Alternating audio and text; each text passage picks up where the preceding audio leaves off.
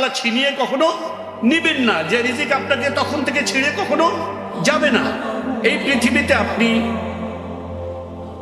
যদি normal education ধরেন তাহলে আপনার 25 থেকে 26 বছর প্রায় শেষ হয়ে যায় মাস্টার্স কমপ্লিট করতে, রাইট?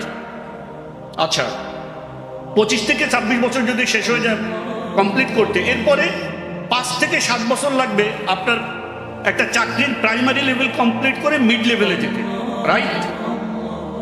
আপনি একটা চাকরির মোটামুটি একটা মানে উঁচু স্তরে যেতে আপনার বয়স 40, অ্যারাউন্ড 40। আচ্ছা, আপনি বাঁচবেন কতদিন? ধরলেন আপনার 70 বছর, 80 বছর।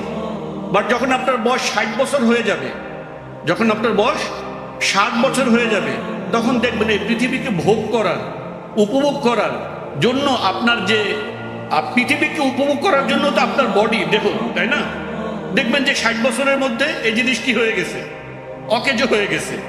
আপনি ডায়াবেটিক দেখা দিবে, রোগ ব্যাধি দেখা দিবে, নানা অসুবিধা দেখা দিবে, বার্ধক্য হয়ে যাবে, ঠিক আছে? আপনার সামনে অনেক ভোগের উপকরণ থাকলেও তখন আপনার সেটা ভোগ করার আর কোনো শক্তিই থাকবে না।